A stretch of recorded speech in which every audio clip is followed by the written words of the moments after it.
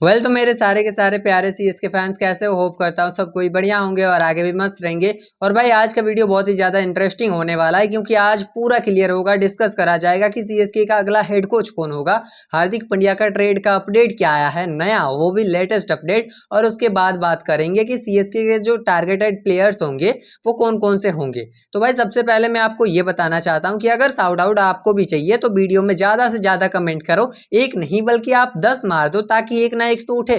और ऐसे ही कमेंट अगर करते जाते हो और जो भी इस वीडियो को हाइप करेगा लिख देना कि मैंने हाइप कर दिया है, तो भाई उसको भी साउट आउट मिल सकता है और इस वीडियो से 5 बंदों को उठाया जाएगा और 5 के 5 बंदों को साउट आउट मिलेगा। तो भाई चलो ये क्लियर करते हैं, इसके बाद बात करते हैं हेड कोच के ऊपर। सबसे पहले बात आती है कि जो हेड कोच होगा वो हमारा कौन हेड कोच हो सकता है। क्या वो माइक हसी होंगे, क्या वो ब्रेंडन मैकुलम होंगे, क्या वो ओवेन मॉर्गन होंगे, या फिर जो नाम आ रहा है और एक बंदे का एल्बी मोर्कल जो लीड कर रहे हैं अभी फिलहाल किसको, ऐसे टी20 में वो हेड कोच बन चुके हैं, तो क्या वही होने वाला है? क्योंकि सीएसके का जो सोचने की क्षमता है ना वो एक ही जगह पे एकत्रित रहती है कि जो वहाँ पे है उसी को यहाँ पे लाओ और जो यहाँ पे है उसी को एमएलसी में भी भेजो। और जब एक ही रहेगा ना तो अच्छे तरीके से सीएसके को समझेगा, यही सब होता है। लेकिन अभी जो फ्रंट रनर बताया गया है वो अश्विन अन्ना के अकॉर्डिंग अलग है और रोहित जुगलान के अकॉर्डिंग अलग है, अलग अलग ओपिनियन है, तो किसी को भी आप फ्रंट रनर नहीं मान सकते हो। लेकिन अगर माइंडसेट सीएसके के माइंडसेट से आप सोचोगे तो सीएसके उसी को प्रेफर करेगा जिसके पास एक्सपीरियंस है, जो सीएसके के साथ जुड़ा हुआ है। और जुड़ा हुआ है मतलब आपको पता चल ही गया होगा कौन जुड़ा हुआ है, माइक हसी है। भाई माइक हसी पहले से सीएसके को देखते आ रहे हैं, सीएसके को उनसे अच्छा कौन जान सकता है। तो माइक हसी का अगर हम रिकॉर्ड उठा के देखते हैं, द 100 में उन्होंने हेड कोच करी थी 5 मैचों में, तो 5 मैचों से उन्होंने 4 मैचेस जिताए थे, एक मैच हार गए थे। तो भाई ये एक एक्सलेंट माना जाएगा और उनका परफॉर्मेंस जो है उन्होंने जो अचीव किया है ये भाई बाकी तारीफ के काबिल है। और according to me, according to CSK opinion, according to CSK का जो माइंडसेट है उसके अकॉर्डिंग ही होने वाले हैं हेड कोच। कौन? Mike Hussey. तो ओवेन मॉर्गन का देखो, ओवेन मॉर्गन किस टाइप के हैं? ओवेन मॉर्गन एकदम एमएसडी के टाइप के हैं, मतलब वो भी कूल माइंड के साथ रहते हैं, डायरेक्ट ट्रॉफी पर सवाल आता है उनका भी। और अगर बात करें एल्बी मोर्कल की तो वो है भाई अटैकिंग। और अगर बात करें हम जो ब्रेंडन मैकुलम है वो किस टाइप के मतलब किस टाइप के हेड कोच हैं, तो वो बेसबॉल के हैं और वो भी अटैकिंग टाइप के हैं। वो आते हैं तो बैन स्टोक को भी ला सकते हैं, लेकिन बैन स्टोक के लिए भाई रूल्स चेंज करना पड़ेगा, इस सीजन नहीं आ सकते हैं।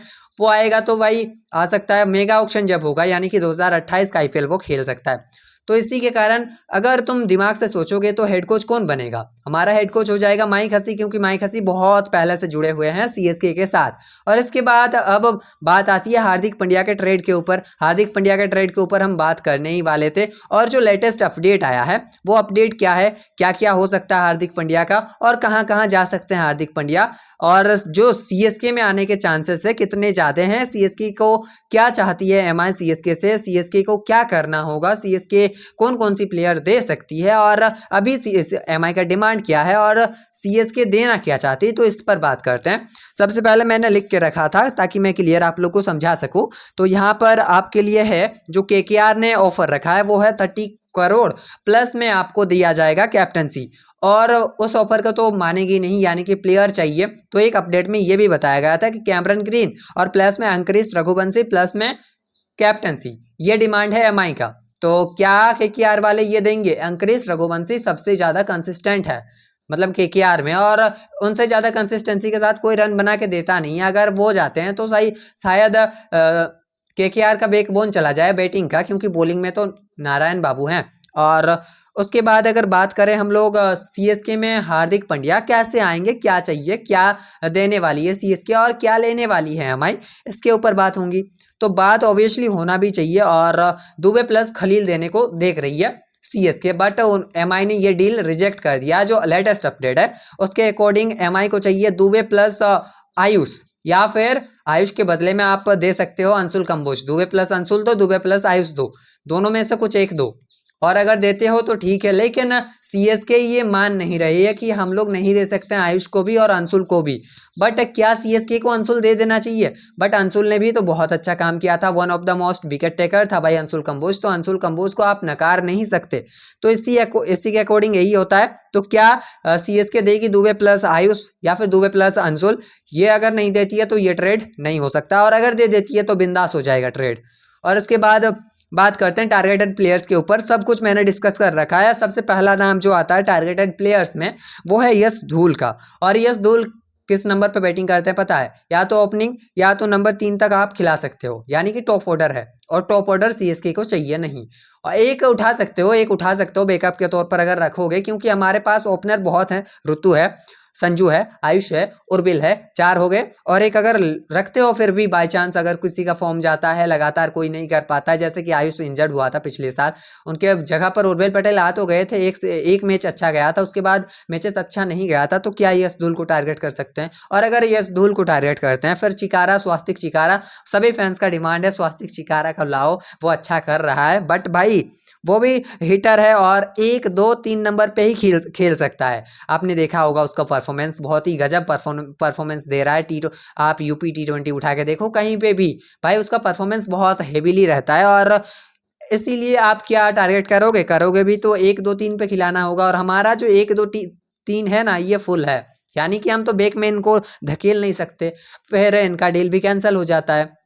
हाँ टारगेट कर सकते हो, लेकिन यश धूल या फिर चिकारा, दो में से एक लो, एक ले सकते हो, एक ला सकते हो बैकअप के तौर पे।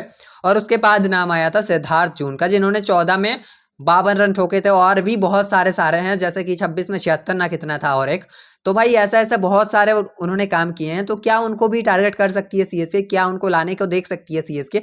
तो इन सारे चीज़ों पर भी बात करेंगे। बट वो भी नंबर 3 पर खेलते हैं, यानी कि वो भी विराट कोहली का पोजीशन है। तो नंबर 3, 1 2 3 पे इनको भी खिला सकते हो, टॉप ऑर्डर के बैट्समैन है। तो फंसती कहाँ है सीएसके?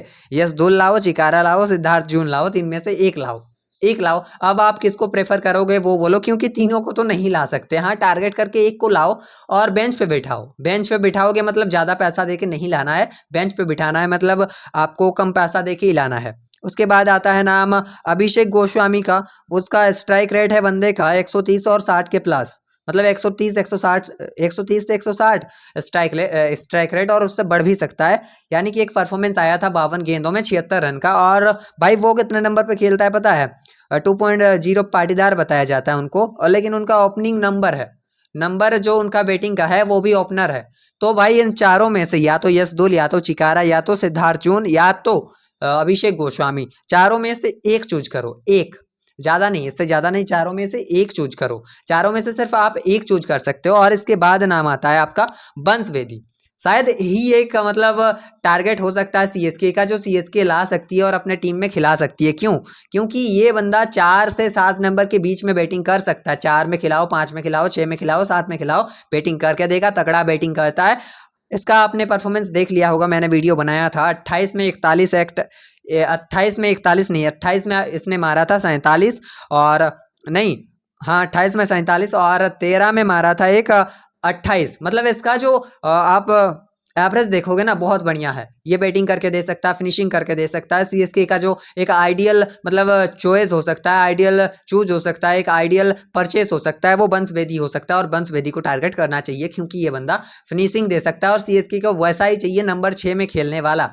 तो क्या सीएसके बंस बेदी के पीछे जाएगी? ये एक विकेट कीपर बैट्समैन है, सीएसके में पहले भी रह चुके हैं। यहाँ खेले नहीं थे एक भी, क्योंकि इनको रिप्लेस करके उर्विल पटेल आया था। तो भाई लगता है आज के वीडियो में इतना ही, और इस वीडियो को ज़्यादा से ज़्यादा हाइप कर दो, ताकि मैं आप लोग के लिए ऐसे वीडियोस ला सकूं।